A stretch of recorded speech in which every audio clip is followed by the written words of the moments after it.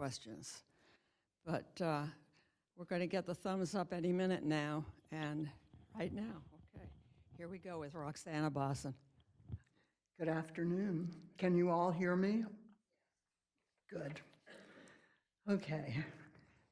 In these troubled times, I find myself no longer watching the 11 o'clock newscasts. Instead, I try to find things to offset the strife and anxiety that seem to be a daily occurrence. Here are some of the writings that have helped me lighten my mood. Why is humor important? Well, according to Richard Lederer, who is the collector of things for Anguished English. If you've never read it, it's absolutely hysterical. He has these quotes: "We all need to laugh. Norman Cousins, who used laughter to conquer a debilitating disease, writes in Anatomy of an Illness, quote, "It has always seemed to me that hearty laughter is a good way to jog internally without having to go outdoors." Laughter stimulates the circulation, energizes the lungs and respiratory system, and provides superb aerobic exercise. In Make 'em Laugh, Stanford University professor William Fry explains, quote, "When laughter gets to the point where it is called convulsive, almost every muscle in the body is involved." Laughter is the closest distance between two people, Victor Borge. Imagination was given to man to compensate him for what he is not, a sense of humor to console him for what he is. Francis Bacon. Humor is just another defense against the universe. Mel Brooks. My first readings is from this wonderful book, Chicken Soup for the Soul. This one is 101 Feel-Good Stories, Laughter is the Best Medicine. And it is compiled by the editor. Her name is Amy Newmark, and it was published in 2020. So my first thing is tuna delight. Early in our marriage, we had what we called our poor years. First, we were paying off our college debts and the mortgage on the farm that we had bought. Then came the kids, and we were always saving up for new shoes, for a station wagon, school supplies, and winter coats. We had a lot of spaghetti and mystery stews during those years. Our 4 kids were very hardy, active, outdoorsy, and busy kids with appetites to match. Luckily, I had taught our oldest child the fine art of making sandwiches, so he could make an afternoon snack for himself and the other kids when he got home from school. Our son was very proud of his new skill at preparing lunch. One Saturday afternoon, when all of us were coming in from working in our massive garden, he volunteered to start fixin' while I helped the younger ones wash up. Most of us were content with PB&J sandwiches, but Dad wanted his favorite tuna salad. I wasn't sure we had any canned tuna in our cupboard, but our son said he had found 2 cans at the bottom, plenty enough for making sandwiches for his dad. I offered to help him, but he wanted to do it himself. While we readied for the meal, cleared away ongoing homework, and set the table, our son put together a meal worthy of a mass of farmhands, a mountain of peanut butter and jelly sandwiches for me and the kids, and a plate of tuna salad sandwiches for Dad. He even found a bag of chips to accompany the meal, as well as a gallon of tea. We ate like the starving farmhands we were. Dad complimented our son on the perfection of the tuna sandwiches and finished every one. Later, while we cleared away the mess and prepared for our afternoon, nap time for the baby, laundry for me, and a garage project for Dad, he stopped to compliment our son again. Best ever, he said, bending low. Even better than Mom makes. He also bragged about the amazing sandwiches to his brother later in the afternoon. During a rare, quiet moment in that afternoon, I went to the kitchen for a glass of sun tea and a handful of the few remaining potato chips. The bag was down to broken fragments, so when I finished them off, I stuffed the empty bag into the trash can. That's when I found 2 empty cans of 9 Lives tuna-flavored cat food in the trash. I nearly choked on my tea as I sat and laughed out loud.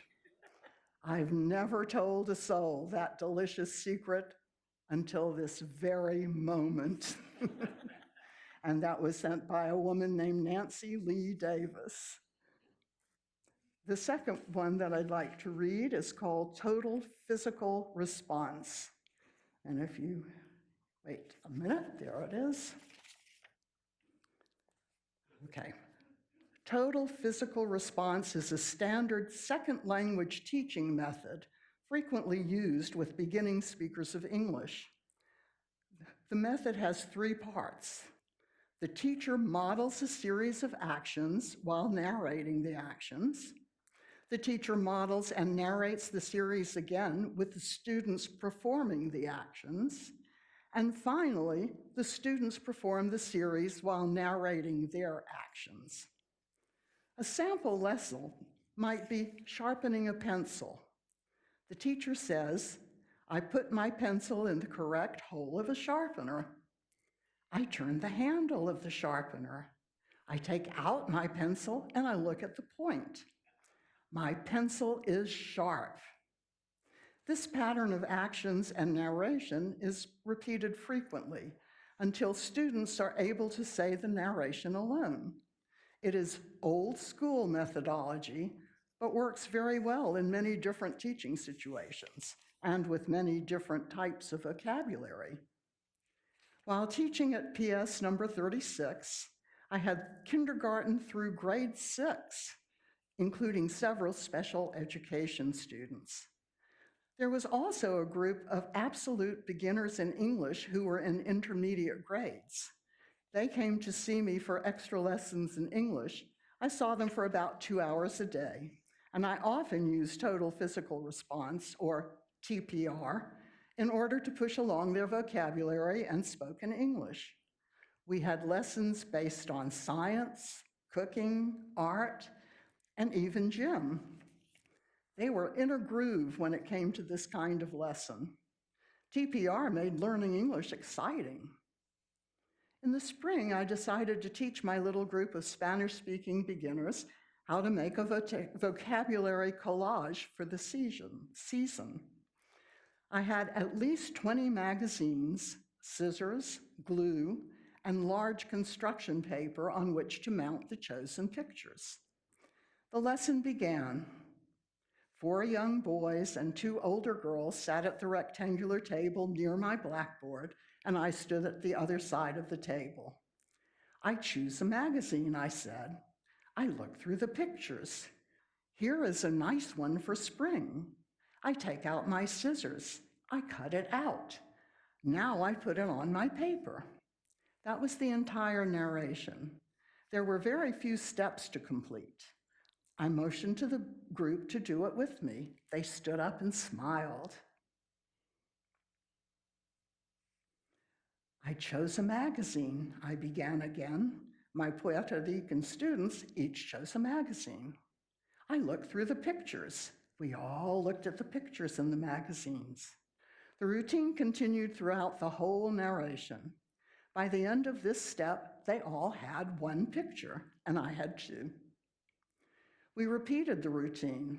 This time, a few of my braver students began to echo my narration. I choose a magazine.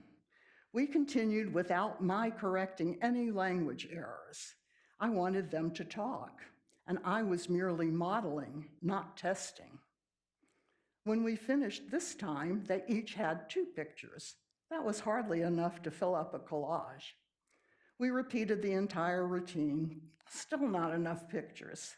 Let's do it again, I said. They were delighted to oblige me.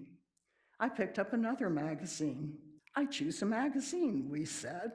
I looked through the pictures, was supposed to be my next line.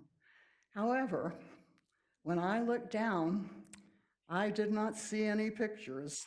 I saw a big, fat, ugly, live cockroach in the middle of the magazine. Instead of saying, I looked through the pictures, I screamed, threw the magazine on the floor, and jumped on top of it to kill the roach. The entire class followed my lead. They screamed loud enough to be heard in the class next door, threw their magazines on the floor, and pounced on them. Then they all smiled angelically at me. They were wonderful listeners and learners of English, and they were all proud of their great skill. Even if I changed the routine, they could not be fooled. My kids knew how this TPR stuff worked. I looked around at my beaming students and cracked up. My TPR lesson was over for the day. English was over for the class period. I could barely speak through my tearful laughter, and I had to open the magazine, searching page by page in order to show them the squashed roach to get them to understand what had happened. We spent the rest of our class time laughing while Michelle reenacted the roach stomp event for us many times. Spanish flew around the room, followed by hysterical laughter. I did not need a translator to understand what was being said. We laughed through our tears and never finished our springtime collage. That was by Melanie Savadas. And then one more for this moment in this book. It is called The Telltale Meow. Recently, whilst cat-sitting for my neighbor's 2 felines, I had quite the scare.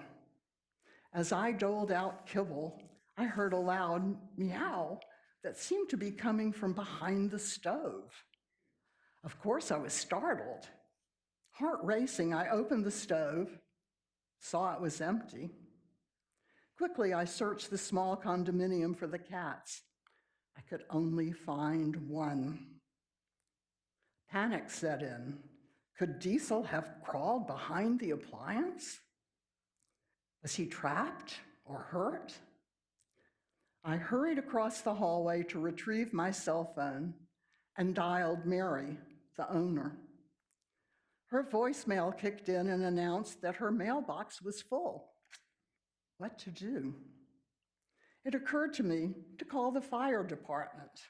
Wouldn't they be willing to help a lady who was looking out for the welfare of a beloved pet? I called the non-emergency phone number and explained my situation. Well, I suppose we could send a firefighter out to see if he can help. We haven't any emergencies at the moment. Diligently, I began to look in every nook and cranny for the MIA Diesel. Having a cat myself, I was aware that they could hide in the oddest of places. Diesel, kitty, kitty, Diesel, come on, Diesel, I have a treat. Please let him be all right, I prayed. Meow, I heard again. The sound was definitely coming from the kitchen wall. That poor cat had been stuck there at least 15 minutes since the last time I heard him. I ran to the spot and with a closed fist began to tap on the wall. I heard nothing. My investigation was interrupted by the knocking on the front door. Come in, I shouted. 2 extremely fit and handsome firemen entered. "Stay focused," I chided myself. Introducing themselves, I realized I was clad in pajamas and slippers that weren't a pair. "Stay focused." I explained the situation quickly as my panic returned. "He must be stuck." "Meow." "Goodness, it sounds like he's in the wall," exclaimed blonde Rob. "Stay focused, this is a serious situation." "I suppose we can open the wall," he continued. "This is your condo?" "No, I'm cat sitting. I live across the hall." "We'll need to contact the owner before we do any damage." "She isn't answering her phone and her voicemail is full." Does he know his name? I'm a dog person. I must admit I know a little about cats." "Yes, but cats rarely come when called." Gorgeous Tim piped up. "Maybe we can shake his food bowl. Perhaps he'll try to come for food." The 3 of us stood facing the oven as kibble sounds emanated from the bowl. We heard nothing. "Dear Lord," I prayed aloud again, "please let him be alive." The sweet Lord answered us with meow. But this time, it was coming from behind us. Rob turned and said, "How many cats does she have?" I turned too. Sitting not 3 feet behind us were Diesel and Mitzi. "She has 2. These 2." I pointed. "Who's trapped in the wall?" We looked at one another. Tim shrugged his shoulders and Rob said, "This is the damnedest thing. Are you sure she only has 2? "Positive." I turned again. Was the furry pair smirking? Honestly, I'm quite sure they were. Silence. "Meow." Rob began to laugh as he reached for the clock mounted on the stove. 12 cats on a round disc were positioned as the decor on this timepiece. Rob turned the minute hand slowly until it reached the feline at 1:15. Meow. That was Kathleen Jamel. The next thing that I would like to read, one of my favorite authors from years ago was Irma Bombeck. And she has a delightful twist on everyday living. She had. She was an American humorist who achieved great popularity for her newspaper humor column describing suburban life, which was syndicated from 1965 to 1996. 15 books of her humor have been published, and most of them were bestsellers. She was born February 21st, 1927 in Bellbrook, Ohio, and died on April 22nd, 1996 in San Francisco. Some of her books you may remember are such books as At Wit's End, Wait Until You Have Children of Your Own, The Grass is Always Greener Over the Septic Tank, If Life is a Bowl of Cherries, What Am I Doing in the Pits, and more. These are some of the quotes I love. A grandmother pretends she doesn't know who you are at Halloween. Never go to a doctor whose office plants have died. Thanksgiving dinners take 18 hours to prepare.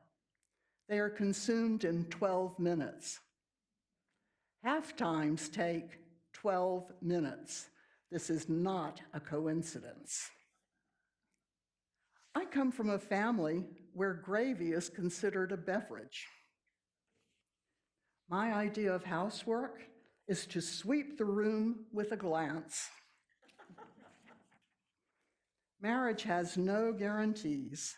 If that's what you're looking for, go live with a battery. Sometimes I can't figure designers out. It's as if they've all flunked human anatomy. If a man watches 3 football games in a row, he should be declared legally dead. Don't confuse fame with success. Madonna is one, Helen Keller is the other. I haven't trusted polls since I read that 62% of women have affairs during their lunch hour. I've never met a woman in my life who would give up lunch for sex. I've exercised with women so thin the buzzards follow them to their cars. Never have more children than you have car windows. All of us have moments in our lives that test our courage.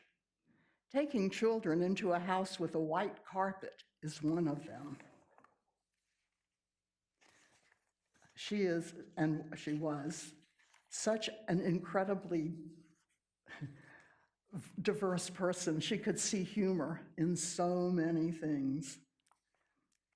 And these last couple, the only reason I would take up jogging is so that I could hear heavy breathing again. The odds of going to the store for a loaf of bread and coming out with only a loaf of bread are 3 billion to 1. And as one who does that, I understand.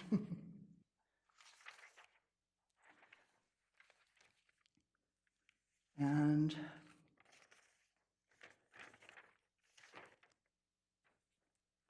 the next one is Andy Rooney. I'm sure some of you remember Andy Rooney, who was the newscaster and columnist, kind of a curmudgeon-y old soul. My father loved him, so we always were there to, at the end, when he had a few minutes with Andy Rooney, which was part of 60 Minutes. You might remember that. These are some of the quotes that I like from him. Yes, we praise women over 40 for a multitude of reasons. Unfortunately, it's not reciprocal. For every stunning, smart, well-coiffed, hot woman over 40, there is a bald, paunchy relic in yellow pants making a fool of himself with some 22-year-old waitress. Ladies, I apologize for those men who say, "Why buy the cow when you can get the milk for free?" Here's an update for you. Nowadays, 80% of women are against marriage. Why? Because women realize it's not worth buying an entire pig to get a little sausage. The average dog is a nicer person than the average person.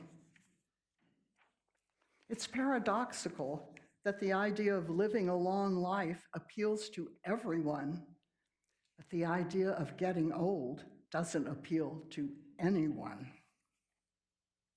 I've learned that opportunities are never lost.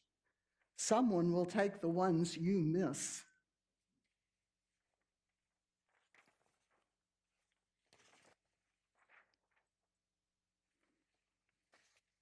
If a woman over 40 doesn't want to watch the game, she doesn't sit around whining about it. She does something she wants to do, and it's usually something much more interesting.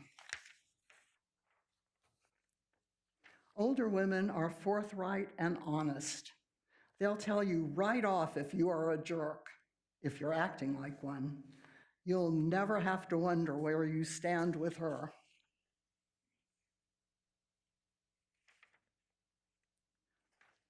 And this one, to end him, the best classroom in the world is at the feet of an elderly person. Like that one. Yeah.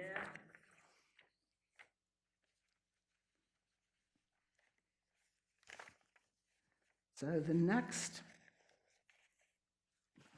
book I would like to read from, and I'm checking the time because I want 5 minutes at the end, is called Anguished English. And it is compiled by Richard Lederer. And let me find what I have about him, because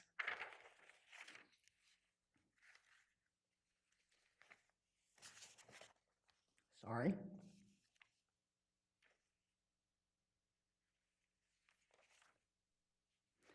Okay. This was published in 1987. It's a collection of bloopers, malaprops, and fractured English compiled by Richard Lederer, who describes himself as a long-time high school English teacher, an unrepentant inmate in the House of Correction of Composition. And I'm only going to read a couple, but you can open to any page, and they're pretty hysterical. The first one I'm going to read is from something called Sign of the Times, and there's a particular reason I'm reading it. On October 13th, 1944, the Durham, North Carolina Sun, which used to be the evening paper, reported that a Durhamite had been brought before a Judge Wilson in traffic court for having parked his car on a restricted street right in front of a sign that read, "No stoping." Rather than pleading guilty, the defendant argued that the missing letter in the sign meant that he had not violated the letter of the law. Brandishing a Webster's dictionary, he noted that stoping means, quote, extracting ore from a stope, or loosely, underground. Your Honor, said the man, I am a law-abiding citizen, and I did not extract any ore from the area of the sign. I move that the case be dismissed. Acknowledging that the defendant hadn't done any illegal mining, the judge declared the man not guilty and commented, since this is Friday the 13th, anything can happen, so I'll turn you loose. No stoping is a blunderful example of the suspect signs and botched billboards that dot the American landscape. Here are a couple of others that need to be re-signed. At restaurant/gas stations throughout the nation, eat here and get gas. In a New Hampshire jewelry store, ears pierced while you wait. In a New York restaurant, customers who consider our waitresses uncivil ought to see the manager. On a delicatessen wall, our best is none too good. On the walls of a Baltimore estate, trespassers will be prosecuted to the full extent of the law. Sisters of Mercy. In a Florida maternity ward, no children allowed. And in a New York medical building, Mental Health Prevention Center. On a Main shop, our motto is to give our customers the lowest possible prices and workmanship. I love those. And then there are just a few from the part of the book that is dealing with actual court case records where they've been, inscribed and they are inadvertently humorous. Question, are you married? Answer, no, I'm divorced. Question, what did your husband do before you divorced him? Answer, a lot of things I didn't know about. Question, did you stay all night with this man in New York? Answer, I refuse to answer the question. Question, did you stay all night with this man in Chicago? Answer, I refuse to answer that question. Question, did you ever stay all night with this man in Miami? Answer, no.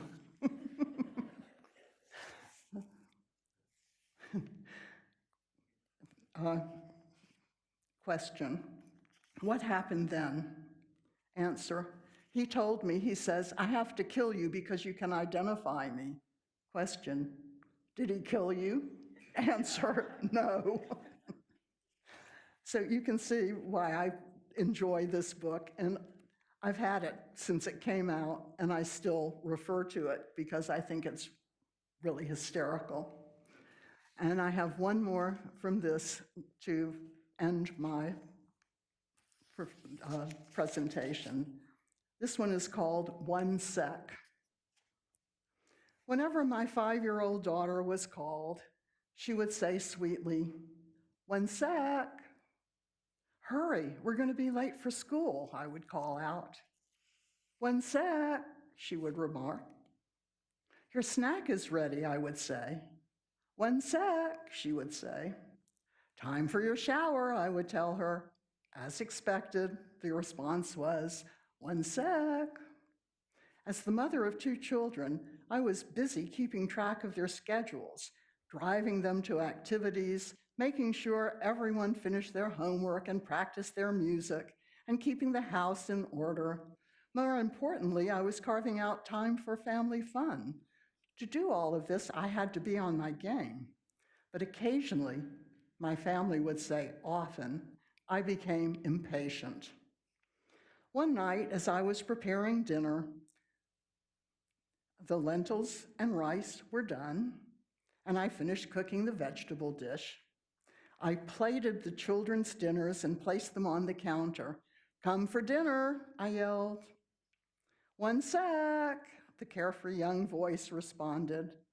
I must have been frazzled because I stormed out of the kitchen into the hallway. "No more sex," I yelled. I paused long enough to catch my husband stumbling out of our bedroom and laughing uncontrollably. I was annoyed. "What's so funny?" I demanded. He could hardly speak. "Did you hear what you just said?" he sputtered. When I repeated myself, I heard what he heard. I could not help but crack a smile.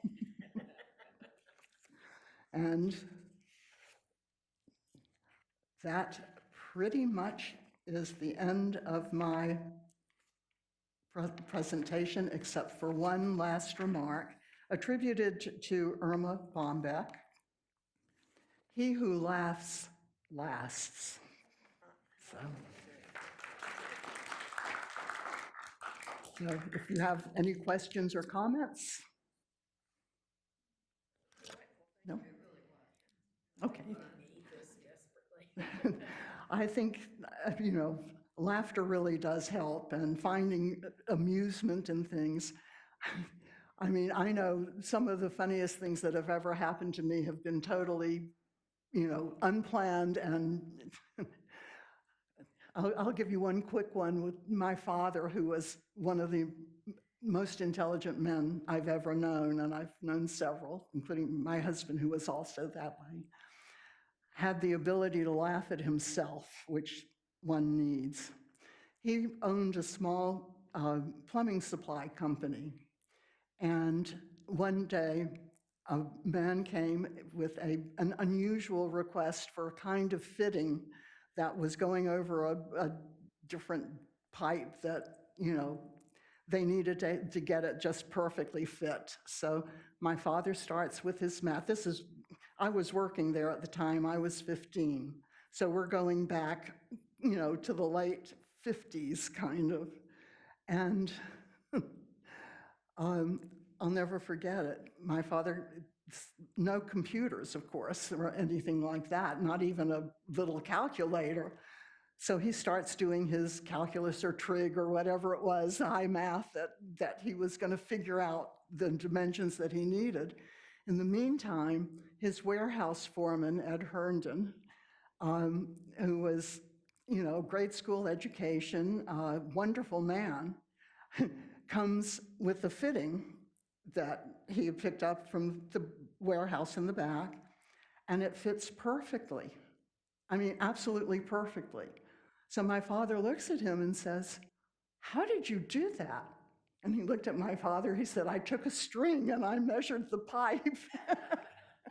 And here's my father trying to do all of this high math. My father laughed louder than anybody else. He thought that was wonderful. So I think those are the kinds of times that humor rules. So thank you very much for coming. Thank you, Roxana. You're welcome. I hope it made people smile. Don't watch the news tonight. One more